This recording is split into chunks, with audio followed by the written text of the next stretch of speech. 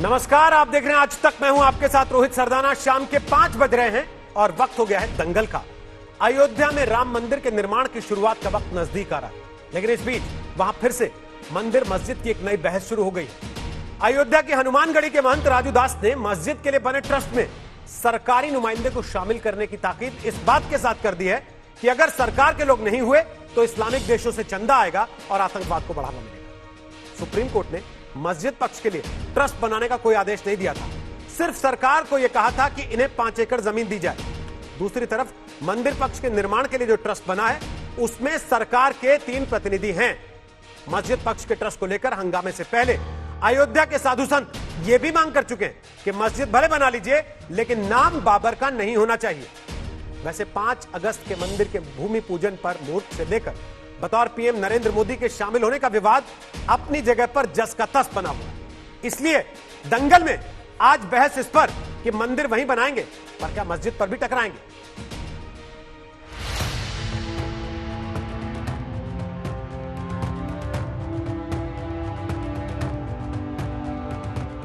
एक ओर अयोध्या में भूमि पूजन की तैयारियां हो रही हैं, तो दूसरी ओर मस्जिद पक्ष को मिली जमीन को लेकर नई लड़ाई छिड़ गई है।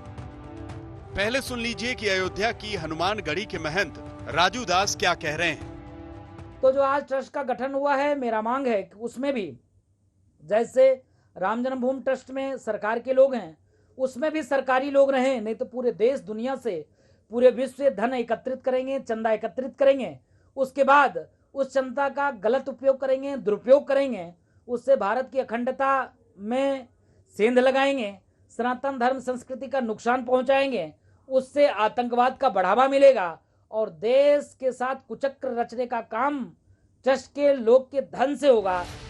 सुन्नी वक्फ बोर्ड ने अभी 29 जुलाई को ही 15 सदस्यों वाले इंडो इस्लामिक कल्चरल फाउंडेशन नाम का ट्रस्ट बनाने की घोषणा की है। इस ट्रस्ट में अभी 9 सदस्यों के नाम घोषित किए गए, जिनमें सुन्नी वक्फ बोर्ड के सीईओ के अलावा बोर्ड के अध्यक्ष जुफर फारूकी का नाम शामिल है। सुप्रीम कोर्ट के आदेश पर मुस्लिम पक्ष को राम जन्मभूमि क्षेत्र से तकरीबन 25 किलोमीटर दूर अयोध्या के रौनाही गांव में 5 एकड़ जमीन सौंपी गई। मुस्लिम पक्ष के ट्रस्ट के स्वरूप को लेकर आई महंत राजू दास की टिप्पणी से पहले रामलला के मुख्य पुजारी सत्येंद्र दास कह चुके हैं कि मस्जिद बने लेकिन बाबरी नाम ना हो। उनका ट्रस्ट उनके काम करेगा, हमारा ट्रस्ट हमारा काम कर रहा है। हमारे यहाँ भव्य मंदिर भगवान रामलला का ट्रस्ट के माध्यम से बनेगा और ट्रस्ट के माध्यम से वो भी बनावे। बस हमारे यहाँ जो हिंदुओं के विषय में रोक है वो केवल यही है कि वो बाबरी मस्जिद के नाम से न बनावे और बाकी उनको सुप्रीम कोर्ट के द्वारा मिल चुका है, जो चाहे वो बनवावे। इस बीच सुन्नी वक्फ बोर्ड के ट्रस्ट में अयोध्या के किसी स्थानीय व्यक्ति का नाम न होने से मस्जिद पक्ष से जुड़े रहे इकबाल अंसारी और हाजी महबूब जैसे लोग नाराज हो गए। सुप्रीम कोर्ट ने जमीन दे दिया है, जो वो काम जफर फारूकी का है, सुन्नी सेंट्रल बोर्ड सरकारी होता है, जो भी वो करें अपना काम करें, उससे मेरा कोई लेना देना नहीं ना। हम तो चाहते थे जो है जब हम उसमें जो है हम मस्जिद मंदिर में सुप्रीम कोर्ट ने फैसला किया था, जमीन हमको मिली होती तो हम बनाते, स्कूल बनाते, हॉस्पिटल बनाते, लेकिन जमीन रौनाही में मिली है और जफर फारूकी की मिली है, उसके देखरेख वो भी जो कुछ करना चाहते हैं वो करें, उनसे मेरा कोई लेना देना नहीं है। इस बीच राजनीति राम मंदिर भूमि पूजन को लेकर भी जारी है। कांग्रेस सांसद कार्ति चिदम्बरम ने कहा है, राम मंदिर भूमि पूजन मुहूर्त, इसका ज्योतिषीय अर्थ क्या है? समय का चुनाव मुझे अचंभित करता है। बुधवार 12 बजे से 1:30 बजे तक राहु काल है। कोई शुभ काम इस समय नहीं होता है। मैं अपने स्टैंड पर कायम हूँ, हमें कोई नया पूजा स्थल नहीं चाहिए। हालांकि कांग्रेस के ही बड़े नेता सलमान खुर्शीद मानो कह रहे हों कि भूमि पूजन में कांग्रेस नेताओं को क्यों नहीं बुलाया। इसमें अपना और पराया करने की आवश्यकता इस सरकार को या जो लोग भी इस न्यास के जो अधिकारीगण हैं उनको ऐसा प्रतीत हो रहा है, तो ये उनका निर्णय है। लेकिन मैं ये मानता हूँ कम से कम सब लोगों को निमंत्रण दिया जाता। अयोध्या पर भड़की इन चिंगारियों से सवाल उठ रहा है कि क्या अभी अयोध्या पर राजनीति बाकी है। अयोध्या में शिवेंद्र श्रीवास्तव के साथ आज तक ब्यूरो। अब जबकि 5 अगस्त को भूमि पूजन होने वाला है, प्रधानमंत्री के खुद के जाने का कार्यक्रम बनने लगा है, तब भी क्या अयोध्या पर राजनीति बाकी है? हमारे साथ आज जफर याब जिलानी होंगे, वो सदस्य हैं all India Muslim personal law board के। राजू दास हमारे साथ हैं, वो महंत हैं हनुमानगढ़ी अयोध्या के, जिनके बयान के बाद ये सवाल उठने शुरू हुए। हमारे साथ सुधांशु त्रिवेदी होंगे, वो बीजेपी के प्रवक्ता हैं, सांसद हैं राज्यसभा के। हमारे साथ विष्णु जैन होंगे, वकील हैं हिंदू महासभा के। हमारे साथ असीम वकार हैं, जो कि प्रवक्ता हैं AIMIM असदुद्दीन ओवैसी की पार्टी के। और हमारे साथ राजीव राय हैं, जो कि प्रवक्ता हैं समाजवादी पार्टी के। आप सबका स्वागत है।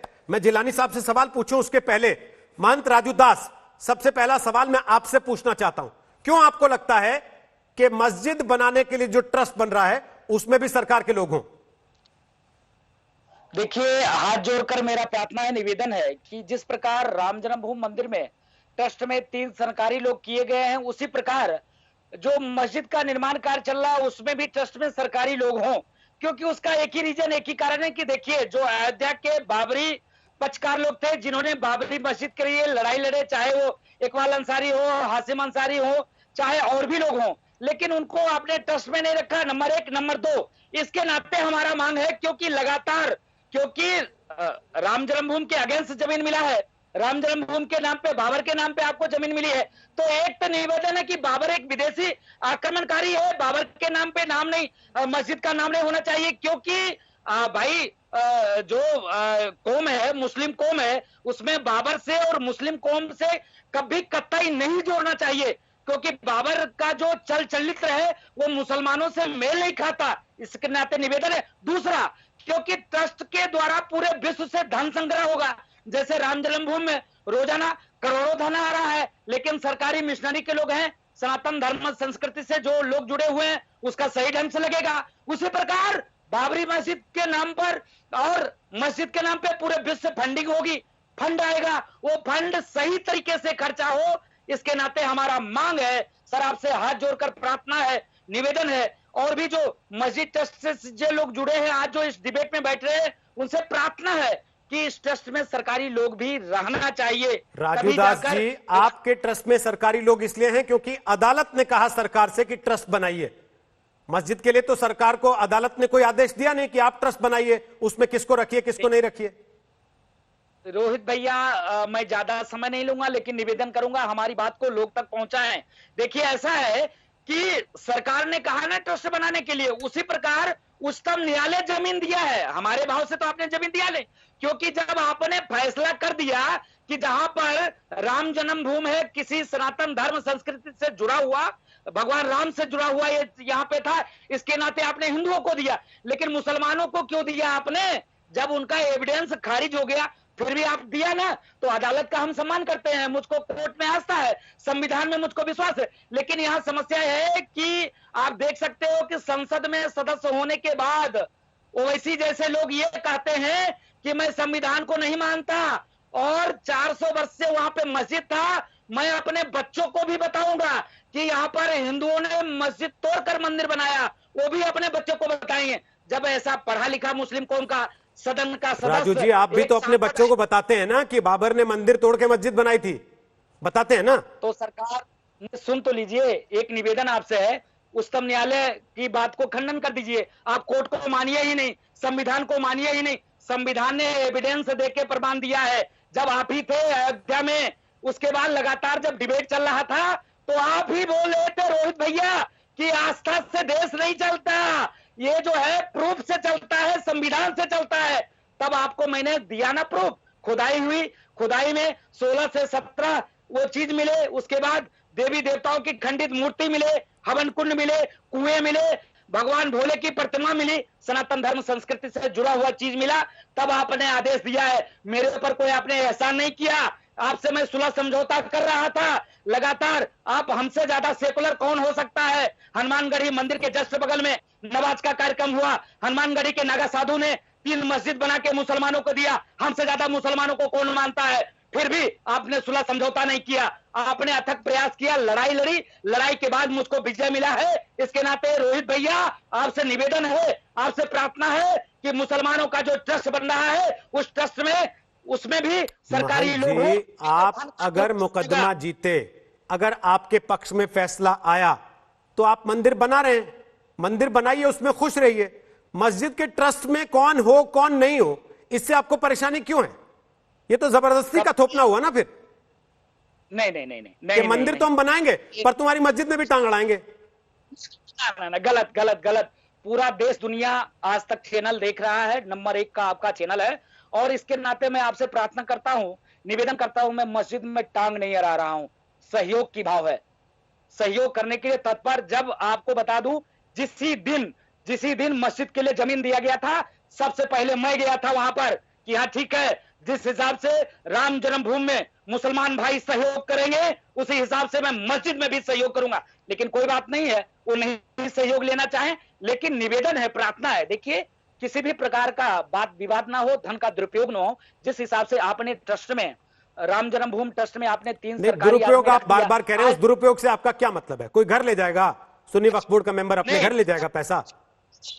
हाँ, ये मतलब है मेरा मतलब है, राष्ट्र का पैसा है, पूरे देश से, पूरे दुनिया से, पूरे विश्व से बाबरी मस्जिद तो नाम अब होना नहीं चाहिए। मस्जिद के नाम पे आप चंदा इकट्ठा करेंगे, चंदा लेंगे, उस चंदे के पैसा का सदुपयोग होना चाहिए, दुरुपयोग नहीं होना चाहिए। जब मैं आपको बता दूं, जब ओवैसी जैसे लोग, पढ़ा लिखा लोग, सदन का एक सदस्य है, उसकी देश दुनिया में मुसलमान सुनते हैं, ऐसे लोग जब कह सकते हैं कि वहां पर मस्जिद था, मस्जिद को तोड़कर हिंदू मंदिर बना रहा है, तो कल को यही कह सकते हैं कि नहीं, यहाँ पर बाबरी मस्जिद ही बनेगा। इस पैसे से जो है इस्लामिक सेंटर के साथ साथ जो है देश में आतंक फैलाने का काम होगा। इस पैसे से जो है विदेश में मुसलमानों की फंडिंग होगी, ऐसा विचार मेरा है। मैं कोई द्वेष भावना से, ऐसी भाव नहीं है मेरे अंदर। ठीक है, मैं तो आपसे प्रार्थना हूं। मैं आपकी बात पे अभी असीम वकार से जवाब लूंगा, क्योंकि आपने 3 बार 4 बार असदुद्दीन ओवैसी का नाम लेके बात कही, लेकिन उनसे जवाब लूं उसके पहले जफर याब जिलानी हमारे साथ कुछ ही मिनट के लिए, वो बहस का हिस्सा नहीं होंगे। सुधांशु जी, थोड़ा सा चाहूंगा उनकी बात भी आप सुने जरा, क्योंकि उसके बाद मुझे लगता है दोनों पक्षों को सुन के आप बेहतर जवाब दे पाएंगे। जफर याब जिलानी, स्वागत है आपका आज तक पर। सबसे पहले जो ट्रस्ट बन रहा है उसको लेकर सवाल उठने लगे कि भाई इसमें सरकार का आदमी क्यों नहीं रख रहे? क्या रखेंगे सरकार का आदमी इसमें? आप कहेंगे सरकार से कि आप रख लीजिए इसमें अपना नुमाइंदा? देखिए, उस ट्रस्ट में ना मैं शामिल हूँ, ना उसमें मेरा कोई मशवरा है, और ना ही उसको हम सपोर्ट करते हैं। आपको याद होगा कि आप भूल गए कि नवंबर 2010 में, जब ये 2019 में जब फैसला आया था सुप्रीम कोर्ट का, तो उसके 5-6 दिन के बाद ही मुस्लिम पर्सनल लॉ बोर्ड की मीटिंग लखनऊ में हुई थी, और उसमें तय किया गया था कि मस्जिद के बदले में कोई ज़मीन नहीं ली जा सकती है, ना ये वक्फ एक्ट में इसकी इजाज़त है, ना शरीयत में। लिहाजा हम सुप्रीम कोर्ट को अप्रोच करें रिव्यू में कि वो अपने इस ऑर्डर को मॉडिफाई करें और जहाँ मस्जिद है वही जगह मुसलमानों को दे। लेकिन सुप्रीम कोर्ट ने हमारे रिव्यू को खारिज कर दिया, तो वो मसला ख़त्म हो गया। तो हमने तो उसी वक्त ये वाज़े कर दिया था कि मस्जिद के बदले में ज़मीन ली ही ली जा सकती है। तो अब किसी ट्रस्ट का उस ज़मीन के लिए कोई बनना या ना बनना हमारे लिए तो इमैटीरियल है। तो उस ट्रस्ट और उस ज़मीन से कोई जफर याब जिलानी का कोई लेना देना नहीं है, या मुस्लिम पर्सनल लॉ बोर्ड का भी कोई लेना देना नहीं है? कोई लेना देना नहीं है आपका, कोई लेना देना या बोर्ड का? जी हाँ, न बोर्ड का है ना मेरा है, एक्शन कमेटी का भी नहीं है, और ना पर्सनल लॉ बोर्ड का है। ये बोर्ड भी वाजे कर चुका है, एक्शन कमेटी भी वाजे कर चुकी है। तो उस ट्रस्ट में अगर सरकार की तरफ से कोई आदमी शामिल होता है, मस्जिद बने या, तो भी आपको कोई दिक्कत नहीं है, क्योंकि आपका कोई लेना देना नहीं। मैं तो उस ट्रस्ट को ही जब उस एक्ट के मुताबिक नहीं समझ रहा हूँ, क्योंकि वक्फ एक्ट जो है वो वक्फ के इंतज़ाम के लिए बना है, वक्फ एक्ट ट्रस्ट के इंतज़ाम के लिए नहीं बना है। तो जब हम उसको वक्फ एक्ट के बियॉन्ड समझ रहे हैं ट्रस्ट को ही, तो उसमें हमारा दखल क्या है? तो हमारी राय का भी कोई उसमें वजन नहीं। तो इसका मतलब जो मस्जिद प्लान हो रही है कि वो किसको शामिल करें, किसको ना शामिल करें, जो मस्जिद प्लान हो रही है वो किसी की निजी संपत्ति कही जा सकती है। बोर्ड सोच रहा है, हम उस मस्जिद से नहीं, हमारा उससे कोई ताल्लुक़ नहीं। मस्जिद में मुसलमान जाएंगे नमाज़ पढ़ने कि नहीं जाएंगे, ये मुसलमान तय करेंगे वहाँ के मकामी। लेकिन हम उसके बारे में कोई राय नहीं देना चाहते, क्योंकि हमारा उससे कोई ताल्लुक़ नहीं। हम पहले अपने आप को बता चुके हैं कि मस्जिद के बदले में ज़मीन नहीं ली जा सकती, और हम नहीं ले रहे हैं। और आपका तो आप उस पर हमसे क्यों कमेंट पूछ रहे हैं? इस पर भी आपका कोई कुछ कहना नहीं कि इसका नाम बाबरी मस्जिद रखें, ना रखें, या कुछ और रख दें? मैं जब उस पर मस्जिद ही बनाने के खिलाफ हूँ कि मस्जिद के बदले में ज़मीन लेकर मस्जिद बनाने के ही मैं खिलाफ हूँ। मैं समझता हूँ वो शरीयत के खिलाफ है। ठीक, तो फिर उसके नाम के मसला तो बात का है। ठीक, बहुत बहुत शुक्रिया जफर याब जिलानी आज तक इजाजत है आने के लिए। जी बिल्कुल इजाजत है, धन्यवाद आप आए उसके लिए। जफर याब जिलानी कह रहे हैं कि हमारा कोई लेना देना नहीं, क्योंकि हम उसे शरीयत के खिलाफ मानते हैं। अगर शरीयत के खिलाफ मानते हैं जफर याब जिलानी, जो कि इस मामले से लगातार इतने वर्षों तक जुड़े रहे, तो सुधांशु त्रिवेदी ये लोग कौन हैं जो उसके नाम पर एक ट्रस्ट खड़ा कर रहे हैं? ये लोग कौन हैं जो उसके नाम पर पैसा जुटाएंगे? ये लोग कौन हैं जो उसका निर्माण कराएंगे? और फिर राजू दास के सवाल जितने उन्होंने अब तक उठाए हैं वो जायज क्यों नहीं माने जाएंगे? अगर इन लोगों को मान्यता नहीं है बोर्ड की तरफ से या ऐसे लोगों की तरफ से जो कि पिछले कई वर्षों से बोर्ड के लिए लड़ाई लड़ते रहे इस मस्जिद के लिए। रोहित जी देखिए, इस पूरे प्रकरण में दो पक्ष हैं। एक है बिल्कुल तकनीकी पक्ष और एक है भावनात्मक और सैद्धांतिक पक्ष। तकनीकी पक्ष पे अभी जफर याब जिलानी साहब आपको जवाब दे रहे थे कि ट्रस्ट से वो मानते हैं वक्फ बोर्ड का कोई लेना देना नहीं है, वक्फ बोर्ड का कोई अधिकार नहीं है जमीन को लेकर। तकनीकी पक्ष ये है कि सर्वोच्च न्यायालय ने सिर्फ जमीन देने की बात कही है, उसके संचालन की प्रक्रिया जिस प्रकार से निर्धारित करने की बात मंदिर के बारे में कही है, ऐसा कोई उन्होंने गाइडलाइंस नहीं दी है कि वो मंदिर ट्रस्ट कैसे बनेगा। और दूसरा पक्ष, और दूसरा में उन्होंने शरीयत की बात कही, तो एक और समस्या है। जहां तक देखिए, मैं कोई बड़ा इस्लामिक मामलों का जानकार आलिम फाजिल नहीं, पर जितना तक मुझे पता है कि इस्लाम की मान्यता के अनुसार मस्जिद तामील करने का हक सिर्फ मुसलमानों को है, और उनकी नजर में यदि कोई हिंदू या गैर मुस्लिम उसमें मेंबर बनता तो काफिर है। तो मुझे नहीं लगता कि काफिर का स्थान किसी मस्जिद के ट्रस्ट में हो सकता है मान्यता के अनुसार। तो ये भी एक तकनीकी समस्या है। वो तकनीकी पक्ष कानूनी ना होकर धार्मिक तकनीकी पक्ष। अब आप आइए भावनात्मक पक्ष के ऊपर या सैद्धांतिक पक्ष। जैसा कि अभी महंत जी ने कहा ओवैसी के बारे में, तो भाई ओवैसी जी जो बोलते हैं, तो यदि उनके दिल में इतनी टीस है तथाकथित बाबरी मस्जिद को लेकर, क्योंकि पहली बात तो यह है कि 1937 के बाद से रेगुलर नमाज बंद थी और 1949 से लेकर 1992 43 साल वहां बाकायदा मूर्ति रखकर पूजा हो रही थी। तो वो किसी भी इस्लामिक तरीके से वो मस्जिद नहीं रह गई थी।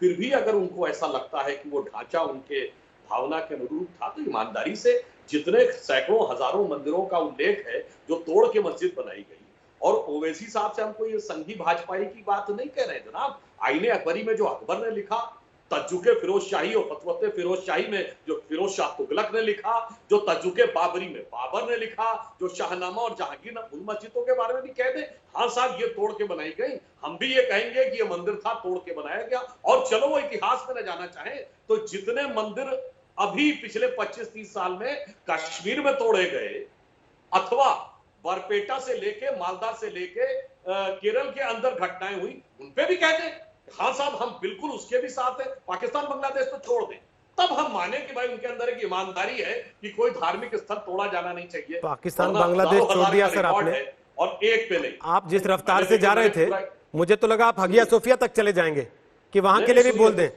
मसला सर अयोध्या को लेकर डिस्कस हो रहा है ना। आप सारी चीजों को सुधांशु जी फैला दे रहे हैं, जबकि आप सरकार के नुमाइंदे हैं, आप सत्ताधारी पार्टी के सांसद हैं। एक और बिंदु सीधा स्पष्ट सवाल है, क्या आपको लगता है जो बात राजू दास कह रहे हैं उसमें दम है? सरकार को सोचना चाहिए कि ट्रस्ट में सरकार का आदमी हो जो पैसे पे नजर रखे, क्योंकि उनका आरोप बहुत बड़ा है। वो कह रहे हैं आतंक के लिए इस्तेमाल हो जाएगा पैसा, या तो उनको चुप कराइए आप या फिर आदमी दीजिए ट्रस्ट में। देखिए राजू दास जी ने जो बात कही है वो आशंका निर्मूल नहीं लगती, क्योंकि बहुत से लोग ऐसा बोल चुके हैं। अभी आप देखिए कुछ 2 महीने पहले की बात है, दिल्ली के अल्पसंख्यक आयोग के अध्यक्ष जफर इस्लाम क्या बोल दिए थे कि अरब देशों से हम कहेंगे भारत पे आक्रमण कर दें। आप याद करिए राम जन्मभूमि के आंदोलन के समय में शहाबुद्दीन और बुखारी साहब क्या क्या बोलते थे अरब देशों का नाम लेके। और अभी लेटेस्ट एग्जाम्पल है जाकिर नायक का इस्लामिक रिसर्च फाउंडेशन, ये था कि एकेडमिक इंटरेस्ट के लिए चल रहा है और उसमें क्या क्या निकला। इसलिए आशंका निर्मूल नहीं है। तो मैं मानता हूं कि जो ट्रस्ट में लोग रहेंगे, अब ये उन पे उत्तरदायित्व है कि वो कितनी ईमानदारी और पारदर्शिता से काम करके दिखाएं। ठीक है असीम वकार, मेरी आवाज अगर आप तक आ रही है, क्योंकि मैं आपको जो देख पा रहा हूं वो फ्रीज फ्रेम है। मेरी आप आवाज सुन पा रहे हैं असीम साहब?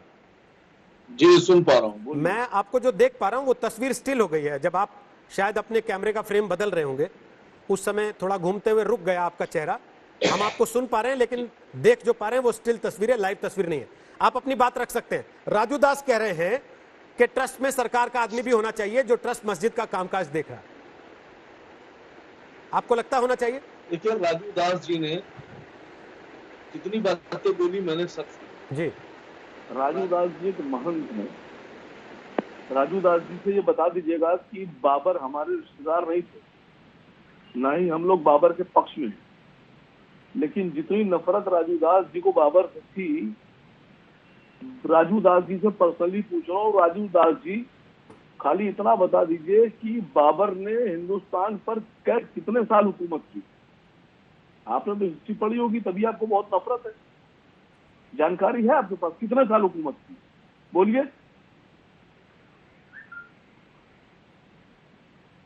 मैं बता सकता हूँ।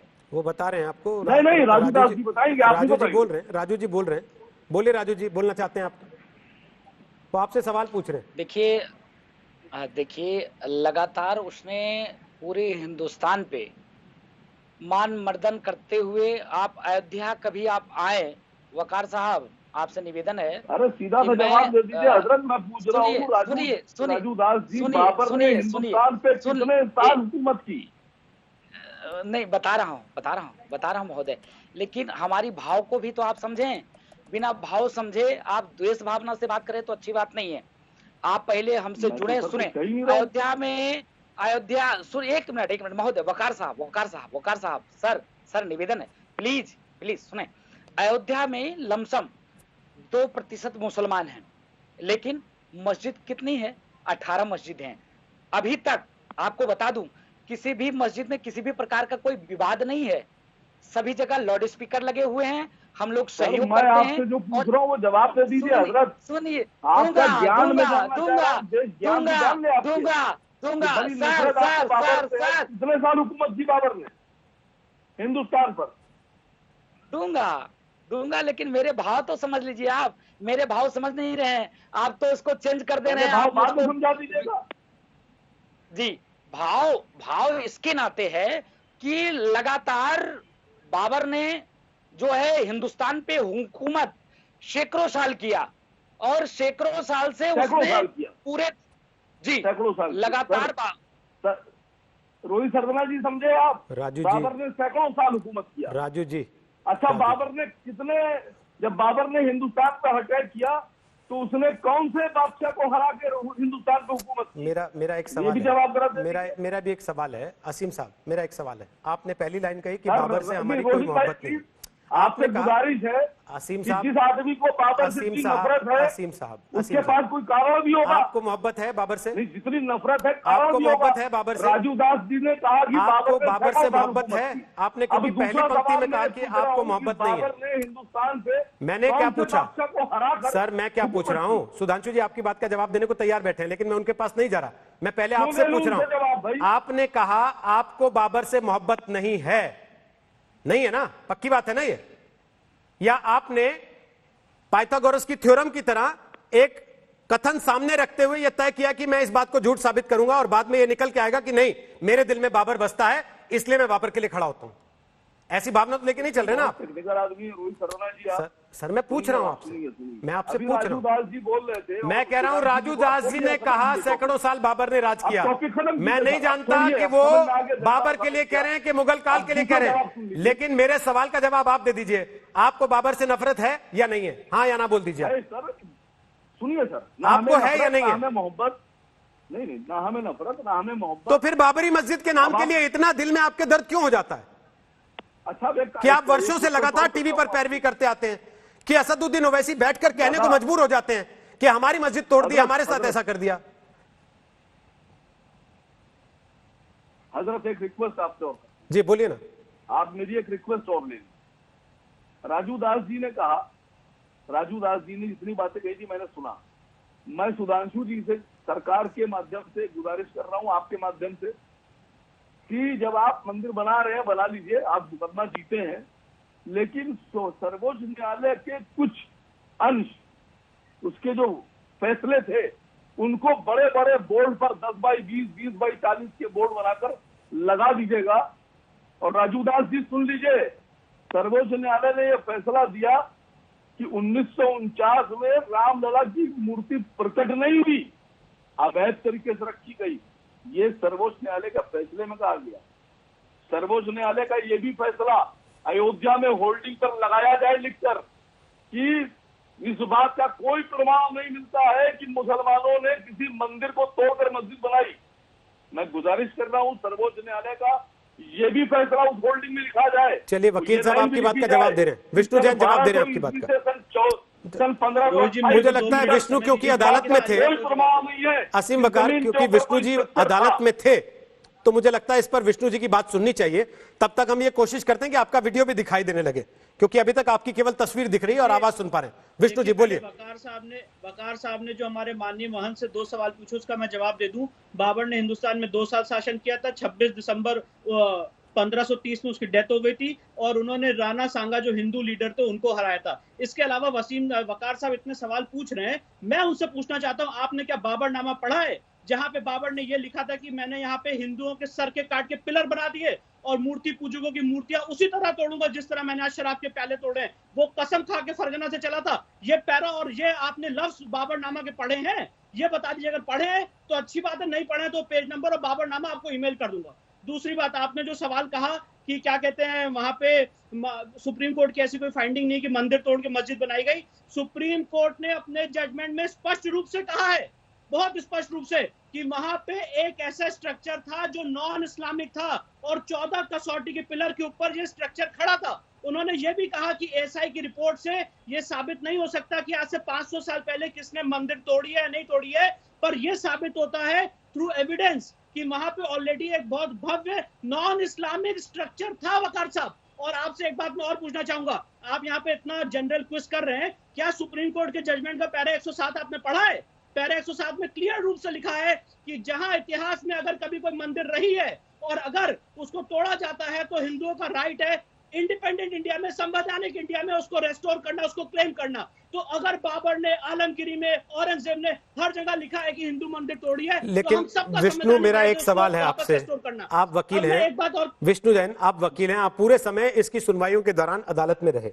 अब जब अदालत ये फैसला दे चुकी है कि वहां आप मंदिर बना सकते हैं, अब जब अदालत ये फैसला दे चुकी है और उसके बाद ट्रस्ट बन गया है, ट्रस्ट ने तारीख तय कर दी है, 5 तारीख को भूमि पूजन हो जाना है, तो आपको वैसे के आगे या आसिम वकार के आगे बार बार ये बीन बजाने की जरूरत क्यों है कि नहीं साहब वहां मंदिर ही था?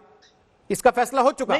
आज की बहस इस पर है कि क्या सर वो तो 10 बाय 20 के, नहीं सर क्या है ना 10 बाय 20 के पोस्टर में आप छपा दीजिए, वो तो कुछ भी कहेंगे के पोस्टर में, वो तो कुछ भी कहेंगे, 107 भी छपा दीजिए, वो तो कुछ भी कहेंगे, क्योंकि उन्होंने जब ये कह दिया कि हम अदालत के आदेश में विश्वास नहीं रखते हैं, उसके बाद आप उनसे बहस क्यों करना चाहते हैं इस विषय को लेकर कि वहां मंदिर था या नहीं था? बहस तो इस पर हो रही है जो राजू दास आज कह रहे हैं कि जो दूसरा ट्रस्ट बन रहा है जिसका मस्जिद का कामकाज देखने का जिम्मा है, उसमें सरकार की तरफ से लोग हों। क्यों हो लोग? क्या अदालत ने कहा ऐसा उसके लिए?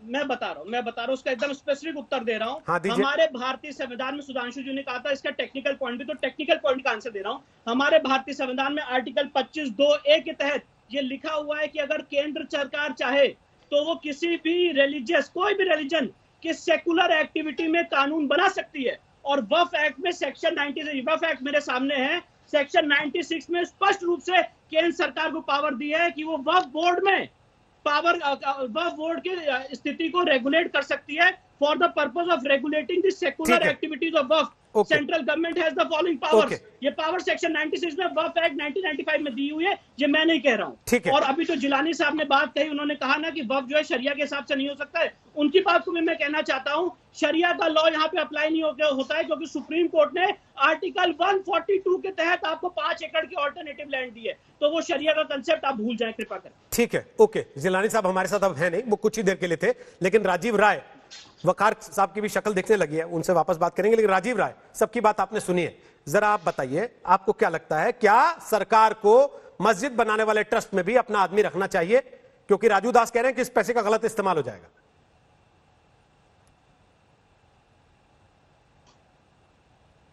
शुरू से इस मामले में मानना रहा है कि सुप्रीम कोर्ट जो फैसला दे, सुप्रीम कोर्ट जो निर्णय करे, या तो आपसी सहमति से या सुप्रीम कोर्ट से। मुझे लगता है कि सुप्रीम कोर्ट ने स्पष्ट फैसला दिया है। जहां कंफ्यूजन है तो उस समुदाय के लोग जो उनकी मान्यता प्राप्त संस्थाएं हैं वो निर्णय ले। राजीव राय, रोहित सरदाना या एक बोलने वाले कोई नहीं होते हैं। अगर आप आशंकाओं पर जाएं, मैं नहीं कर रहा हूँ, मैं नहीं हूँ कि ट्रस्ट में सरकारी सदस्य हो या ना हो। मैं दो बातें, सारे बहुत को सुनकर दो बातें मेरे जहन में आ रही है। पहली, क्या इस बात की गारंटी है कि जहाँ सरकारी सदस्य हो वहाँ भ्रष्टाचार नहीं होता है, सरकारी सदस्य वहाँ धन नहीं लुटा जाता है, सरकारी सदस्य वहाँ गलत काम नहीं होता है? हमारे यहाँ तो डीवाईएसपी आतंकवादियों से मिला था जम्मू कश्मीर में। पहली बात। दूसरी बात, अब आशंकाओं पर जाएंगे तो मैं नहीं, आप नहीं, हिंदू महासभा आरोप लगाती रही हिंदू परवानी संस्थाओं पर कितने करोड़ रुपया, 1000 करोड़ रुपया और 1 टन सोना खा गए। तो अगर ऐसा कुछ होता भी है, जो मैं एक आम भारतीय नागरिक के रूप में कहता हूँ, अगर ऐसा कुछ होता भी तो हमारी सरकार की संस्थाएं ऐसी है, ईडी है, सीबीआई है, आईबी है, बहुत सारी ऐसे, इनकम टैक्स है, रिटर्न ऑफ इसके फायदों का सब लिया जा सकता है। अब वक्त आ चुका है कि हिंदुस्तान में बहुत बात की न हो। मंदिर एक मुद्दा था, हम माने या न माने, मंदिर एक मुद्दा था, सुप्रीम कोर्ट ने उस पर फैसला दे दिया। मंदिर बनना चाहिए, मंदिर बन रहा है और भी जल्दी बन जाता है, इसमें 7 महीने तक इंतजार करने की जरूरत नहीं थी। अब वक्त इस बात का है कि बहुत हिंदुस्तान इस बात पर हो कि बेरोजगारी कैसे दूर होगी, जीडीपी ऊपर कैसे जाएगी, लोगों की आत्महत्याएं कैसे रुकेगी, यूपी में और अन्य जो अपराध बढ़ रहे हैं, इस पर कब बात होगी, कब तक इसको? राजीव जी, जिस दिन इस पे होती है ना, आपकी पार्टी आपको भेजती नहीं है, हम क्या कर सकते हैं सर, बताइए। अभी जिस दिन हुई परसों यूपी के अपराध पे बहस, तो आपकी पार्टी ने अनुराग भदौरिया को भेज दिया। उसके पहले हुई मजदूरों के ऊपर बहस, तो जब आपकी पार्टी ने आपसे कहा आप आए, आपकी पार्टी ने आपको नहीं भेजा, आप नहीं आए सर। अब उसका ठिकरा हमारे माथे मत डालिए ना आप। हर चीज पे बहस हो रही है राजीव जी, हर चीज पे बहस हो रही है। दिक्कत क्या है ना कि आप बोलिए 10 को 30 सेकंड बोलिए आप। रोहित जी, मेरी पार्टी ने कभी मुझे मना नहीं किया। जिस दिन परसों मना नहीं करना होता है सर, मना नहीं करना होता है, मना नहीं करना होता है, भेजना होता है, मैंने मना किया, उपलब्ध कराना होता है। हाँ, तो आप उपलब्ध नहीं थे तो मेरी क्या गलती है सर? यूपी के अपराध के बहस के लिए, उसके लिए आप ठिकरा हम पे फोड़ दें कि अपराध पे बहस नहीं कर रहे, मस्जिद पे कर रहे हो। मेरा रहना कोई मायने नहीं रहता है। तो आपकी पार्टी थी ना सर उसमें, आपकी पार्टी थी ना उसमें सर, आपका एक नुमाइंदा था ना उसमें। तो अब ये चक्कर, ये सर दिक्कत क्या है ना, आप लोग पार्टी चला नहीं पाते, लेकिन चैनल आप चाहते हैं कि आप लोग चला लें, वो भी अपने दफ्तर में बैठ के पार्टी के साइकिल लगा के पीछे। ऐसा नहीं होगा ना सर, पहले साइकिल तो चला लीजिए, उसके बाद चैनल चलाएं। इसलिए यहां से जो होगा, जो करना होगा, वो हम तय करेंगे सर। और सर प्लीज राजीव जी दिक्कत क्या है ना, राजीव जी दिक्कत क्या है, जब आप लोगों का अपना एजेंडा फेल होने लगता है, राजीव जी अब आप लगातार सतत बोलते रहिए, तो फिर तो कुछ सुनाई नहीं देगा मैं क्या बोल रहा हूँ। सतत बोलते रहिए फिर। हाँ, तो मैं कह रहा हूँ दिक्कत कहाँ आती है, दिक्कत वहां आती है जब आपका अपना एजेंडा फेल होने लगता है, तो आप आम आदमी की तरफ हो जाते हैं, उसके कंधे पे रख के बंदूक चलाने लगते हैं। आम आदमी ने आपको कहां जाके डाला है वो आपको अच्छे से पता है, इसलिए बैठ के आराम से सुनिए बाकी लोग क्या कह रहे हैं। सुधांशु त्रिवेदी जवाब दीजिए। अब इनकी बात से पहले जो बातें विष्णु जैन और असीम वकार ने कही, उस पर असीम वकार कह रहे हैं अदालत ने तो माना ही नहीं। राजीव जी, मुझे लगता है मैंने पर्याप्त जवाब दिया आपको। अब आपकी स्थिति भी असीम वकार जैसी है कि अदालत तक कह चुकी मुझे तो मानना नहीं। अब जिसे मानना नहीं उसके आगे बीन बजा के क्या होगा? कोई नाच थोड़े ना दिखाना देश को कि इसके आगे हम बीन बजाते रहेंगे। प्लीज सुधांशु जी बोलिए। देखिए, मैं अब रिवर्स ऑर्डर में यानी व्युत्क्रम में जवाब देता हूं। सबसे पहले राजीव राय जी की इस बात का, आज उन्होंने बहुत कहा कि बेरोजगारी और अपराध इस सब पे बात होना चाहिए। अभी संसद का सत्र जो कोरोना से पहले हुआ वो तो बजट सत्र था ना। कितनी बार देश की आर्थिक स्थिति या बेरोजगारी को लेकर आप लोगों ने संसद में विषय रखा? सब काली पट्टी बांध के आए पहले दिन राष्ट्रपति के अभिभाषण पे, किस पे? सीएनआरसी पे। और आपकी पार्टी अथवा मुख्य विपक्षी दल कांग्रेस ने सारा बवाल मचाया कि सब कुछ रोक कर बजट सत्र में, यानी जिसमें अर्थव्यवस्था पे डिस्कशन होना चाहिए था, पहले दिल्ली दंगों पे डिस्कशन कर। तो हकीकत तो यह है कि जब फोरम आता है कि इन चीजों का डिस्कशन करें, तब तो आप लोगों को यह बात नजर आती है, और जब ये फोरम आता है तब आपको वो बात नजर आती है। इस पर अब आता हूं जो जैन साहब ने बात कही, उन्होंने बहुत सही सटीक तकनीकी आधार के ऊपर यह बात स्पष्ट कर दी। और उसमें मैं एक और बात ऐड करना चाहता हूं, जो ट्रस्ट के रेगुलेट करने की बात और आशंका दोनों। आपको पता है जब हमारी सरकार आई तो 5000 ऐसे ट्रस्ट थे, एनजीओ 5000, जिन्होंने पिछले 3 साल अथवा इसके अधिक समय से इनकम टैक्स रिटर्न ही फाइल नहीं किया और विदेश से आए पैसे का एक भी यूटिलाइजेशन सर्टिफिकेट नहीं दिया। 3-3, 4-4 नोटिस देने के बाद जब उन्हें यह कहा गया कि अब आपकी मान्यता रद्द कर दी जाएगी, तब जानते कितने लोगों ने रिटर्न फाइल किया? 250। और जब 4750 की मान्यता रद्द हुई, बवाल शुरू हो गया। और सिर्फ हमारे नहीं, यूपीए सरकार में 2000 ऐसे पाए गए। तो इसलिए ये आशंका, और ऐसे ऐसे ट्रस्ट जिनके पास 96-97 करोड़ रुपया आया और कोई यूटिलाइजेशन नहीं, पूछो तो मत क्या बता रहे, सोशल अवेक। तो आपने आदमी रखा क्यों नहीं दिया सर इनके ट्रस्ट में भी? रखा तो देते। इसलिए मैं ये कहना चाहता कानून हूं, विष्णु जी बता ही रहे हैं, आप अब तक आदमी रखा दिए होते। हाँ तो बता तो रहे, कानूनी कार्रवाई हुई, मान्यता समाप्त हुई, नोटिस भेजे गए, तब हम पे ये आरोप लगने लगा कि हम पूर्वाग्रहग्रस्त होकर कर रहे हैं। अब बताइए 5-5 साल तक कोई इनकम टैक्स रिटर्न नहीं फाइल करेगा, चेतावनी देने पर भी नहीं फाइल करेगा, उसके बाद बता दिया जाएगा तुम्हारी अगर फला तारीख तक नहीं फाइल किया तो फिर भी। तो इसलिए ऐसे हजारों उदाहरण है, मैंने ये कहा। इसलिए आशंका जो दास साहब कह रहे हैं, राजू दास जी, वह निर्मूल नहीं है। अब आता हूं जो असीम वकार साहब ने कहा, उसका उत्तर तो वैसे विष्णु जैन जी ने दे दिया है, पर मजेदार बात जानते हैं क्या है? बाबर इस देश पर मुश्किल से 2-2.5 साल राज किया, उससे ज्यादा जनता पार्टी और जनता दल राज कर चुके हैं। मगर 500 साल पहले वाला हमको ज्यादा याद रहता है। 1526 में उसने इब्राहिम लोदी को हराया और 1527 में खानवा की लड़ाई में जब राणा सांगा जी से जीता, तो जो उसने किया, जिसका विष्णु जैन जी ने उल्लेख किया, बाकायदा हजारों लोगों की खोपड़ी पे खड़े होकर गाजी की उपाधि दी है, बाबर नामा में लिखा है, उसने खुद लिखा है। अब अगर इसके बाद भी आपको लगता है कि बाबर के नाम का कहीं आजाद हिंदुस्तान में जिक्र होना चाहिए, तो ये वैसी बात हो गई कि कोई इजराइल में खड़े होके कहे या इवन जर्मनी में खड़े होके कहे कि एडोल्फ हिटलर, रूडोल्फ हेस, आइकमैन या गोरिंग। आवाज कट गई है सुधांशु जी, आवाज कट गई आपकी, नेटवर्क जैम हो गया शायद थोड़ा सा। जितनी हास्यास्पद यह बात लगेगी असीम वकार साहब उतनी ही है, इसलिए मैं मानता हूं बाबर के जुल्म के शिकार जितने हम थे उतने ही आप भी हैं। नहीं, जैसे लेकिन भारत के ईसाइयों का कोई लेना देना नहीं है किसी बादशाह से, वैसे ही आपका कोई लेना देना नहीं किसी बादशाह। नहीं, लेकिन सुधांशु जी बात यह है ना कि ठीक है वो भी भारतीय हैं, तो ऑब्वियसली बाबर के आक्रमण के उतने ही वो भी शिकार हैं जितने आप या हम या कोई भी और है भारत में रहने वाला। पर मेरा सवाल बड़ा सीधा सा था, अगर सब कुछ आपके हाथ में है और सब कुछ आपको पता है कि गलत सलत हो रहा है और राजू दास की आशंकाएं निर्मूल नहीं है, तो आप आदमी रखा दीजिए ना ट्रस्ट में। मस्जिद का जो ट्रस्ट है उसमें भी सरकार के नुमाइंदे रखा दीजिए, रख दीजिए यूपी के मुख्य सचिव को जैसे मंदिर के ट्रस्ट में रखा है आपने। क्यों इंतजार कर रहे हैं? इसलिए कि 4 लोग पहले आरोप लगाएं, फिर 4 लोग उसको डिफेंड करें और फिर बहस हो 4 महीने, फिर आप कहें कि हम आदमी रख रहे हैं।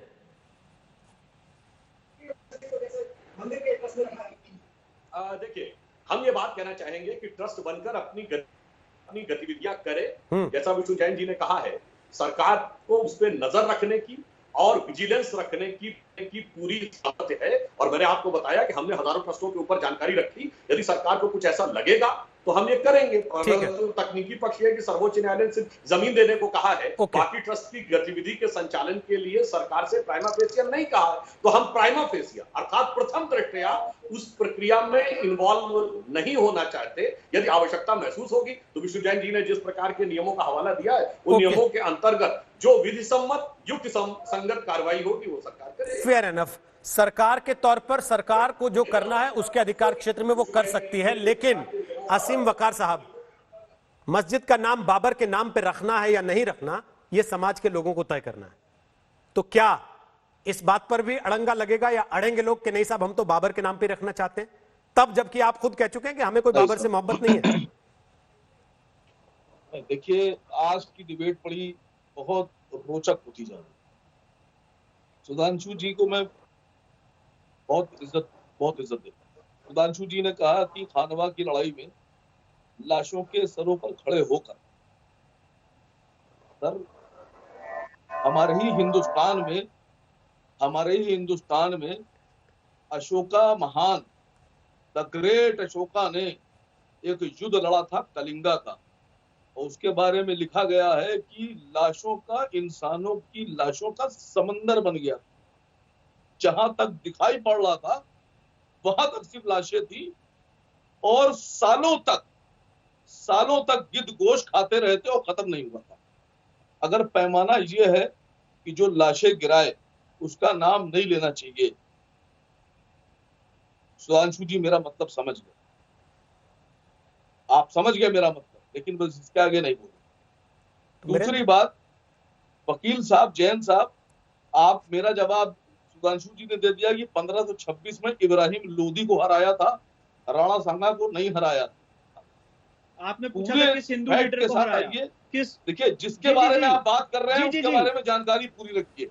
मैंने एकदम पूरी जिसके बारे जानकारी में के साथ बात कर आपको रहे हैं, बोला है। पूरी आपका जानकारी मेरे सवाल का ये था जवाब तो दे कि दीजिए कोई। आपका आप सवाल लोगों का था जीके बाबर ने टेस्ट किस खत्म हो हिंदू को गया हराया, हो। आपका सवाल ये एक था सेकंड रुकिए, कि बाबर लड़िए ने ना, किस समय कम हिंदू बचा है, आपस में यहाँ पर लड़ाई में राजा निकल को जाएगा, फिर हराया, बात उसका हो नहीं मैंने पाएगी। जवाब दिया।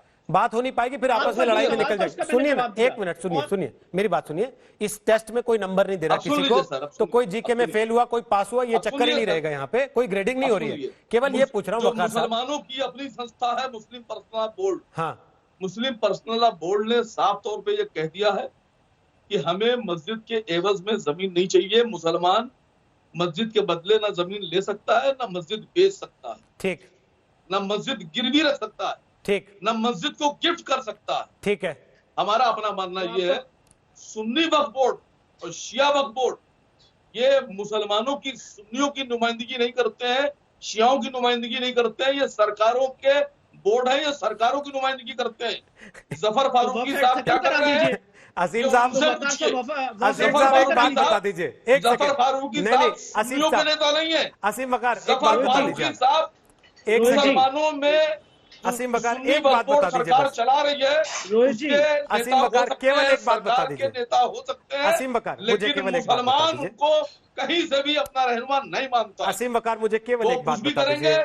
मैं सरकार आपसे की तरफ से फैसले लेंगे। नहीं, मुसलमानों ने असीम फैसला वकार- ले लिया है कि हमें वो जमीन नहीं चाहिए। असीम वकार अब मुझे एक बात हम वो बता जमीन दीजिए। नहीं लेंगे। अब मुझे एक बात तो बता हम दीजिए। जमीन के एवज में कुछ अरे नहीं ले भाई, सकते। अब मैं कुछ हमारे बोल रहा हूँ, या प्रेसिडेंट तो आपको जनाब सुनाई नहीं असद दे रहा साहब या आप ना सुनने का ने नाटक एक कर रहे नहीं हैं। 100 बार, असद ओवैसी साहब ने आपको एक सुनाई नहीं नहीं दे 100 रहा? बार ये बात कही है कि आपको सुनाई नहीं मस्जिद दे को रहा? ना बेचा जा सकता है, ना आपको गिफ्ट सुनाई किया दे रही जा है मेरी सकता है, आवाज? ना गिरवी रखा जा सकता है। भाई, इनको मेरी आप आवाज लोग इस सुनाई दे रही है बात कि को नहीं? नहीं मानते। बताइए जरा। असद ओवैसी साहब जफर फारूकी से अरे भाई, 1000 सीबीआई नहीं, को आप 1 मानते लाख नहीं, गुना बड़े मुसलमान सुप्रीम हैं। कोर्ट को आप मानते नहीं, हाई कोर्ट को आप मानते नहीं, सरकार को आप मानते नहीं, मुस्लिम पर्सनल लॉ बोर्ड को मानते नहीं, शिया वक्फ बोर्ड को मानते नहीं, सुन्नी वक्फ बोर्ड को मानते नहीं। असद ओवैसी साहब, असद ओवैसी साहब, असद ओवैसी साहब आप करते जा रहे हैं जो उस मामले में पार्टी नहीं, तो असद ओवैसी से थोड़ी ना नामकरण करा लेगा कोई मस्जिद का, क्योंकि असीम वकार को असद ओवैसी अच्छा लगता है या उसकी पार्टी का अध्यक्ष है।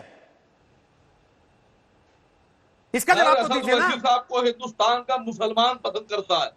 हिंदुस्तान के अरे जो भाई, सारे मुसलमान मुसलमानों की नौजवान हैं, ठेकेदारी आपकी वो है क्या? ओवैसी साहब से वो मोहब्बत जफर याब करते हैं। जिलानी असद ओवैसी का नाम तक लेना पसंद नहीं कर रहे थे, बिना नाम लिए निकल गए 10 मिनट में, चर्चा तक नहीं की उन्होंने, इस लायक तक नहीं समझा। फिर क्या करूं, कैसे मान लूं कि सारे मुसलमान जिलानी मानते साहब हैं? से, जिलानी साहब से कभी पर्सनली उनके बारे में पूछ लीजिएगा। अच्छा, पर्सनली जिलानी पूछ साहब लूं? से कभी कैमरे के अलावा पर्सनली पर्सनली बता सकते हैं, टीवी पर बताने में उनको शर्म महसूस होती है कि असद ओवैसी को नेता मानता हूं मैं भी, टीवी पर बताने में शर्म आती है उनको कि जो असद ओवैसी कह रहे हैं वही देश का मुसलमान मानता है। बिल्कुल मानता है सर, कोई मुसलमान जमीन लेने में तैयार नहीं है। कौन ले रहा है जमीन? मुझे एक तो ये मुसलमान ट्रस्ट बताइए। कहां से आ रहा है? ये ट्रस्ट कहां से आ रहा है जो बन रहा है सर? ये सरकारी ट्रस्ट कहां से आ रहा है? और वो आपसे कहते ये हैं कि हम ट्रस्ट जमीन कहां लेंगे। से आ रहा है? ये जो ट्रस्ट के मेंबर बने हैं ये कौन है, कहां से आ रहे हैं? हम लोग को नहीं पता साहब कौन लोग या हैं। उनका भी आपने हम नहीं सर्टिफिकेट जानते। फाड़ दिया है कि ये मुसलमान नहीं है, क्योंकि असद ओवैसी साहब नहीं का सर, हम नहीं जानते। मैं असीम वकार कह रहा हम हूं, नहीं जानते इसलिए ये सर। मुसलमान नहीं है। हम नहीं जानते सर, हम नहीं जानते कौन लोग हैं। सुधांशु जी, क्या यही रवैया है जिसकी वजह से आज इतने साल के बाद भी मामला अदालत में खत्म हो चुका, लेकिन सड़कों पे, भाषणों में, रैलियों में अब भी जहर घुलता है? आज इतने साल के बाद भी मामला अदालत में खत्म हो चुका, सड़कों पे, भाषणों में, रैलियों में अब भी जहर घुलता है। देखिए, मैं इनकी एक और मैं इनकी बात का उत्तर देना चाहता हूं। ये दूसरी बात के साथ पहली बात कर, अब ये खामखा में असीम वकार साहब ने इस विषय के ऊपर ये जिक्र कर दिया कि अशोक से तुलना कर दी। भाई, एक तो बात मैं आपको साफ कह दूं, अशोक ने जो गलतियां की थी, तो जो हमारे बौद्ध ग्रंथ हैं दिव्यावदान, अशोक की खुद की जो बारे में बायोग्राफी अशोकावदान, उसमें अशोक की गलतियों का जिक्र है। इसलिए अशोक को चंड अशोक भी कहा गया, जिसे लाशें देखने मजा आता है।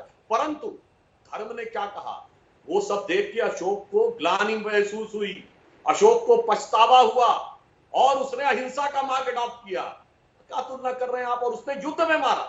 युद्ध में मरना अलग है, और एक है कि आम जनता का नरसंहार कर दिया, सारे मंदिर तोड़ दिए। अशोक ने किसी का कोई धर्म स्थल तोड़ा, कुछ किया, युद्ध की वजह से उसको ग्लानि हो गई। तो इसने तुलना सोच समझ के करनी चाहिए। यहाँ तो उन्होंने खुश होकर कहा गाजी की उपाधि, उसके बाद बगदाद के खलीफा से खुतबा पढ़वाया। खैर अब आते हैं इस पे, अभी जो आपने कहा असदुद्दीन ओवैसी साहब, अरे साहब मुसलमानों के प्रतिनिधि हैं, ये बताइए बिहार और उत्तर प्रदेश में चुनाव लड़े थे, कितना वोट पाए मुसलमानों का?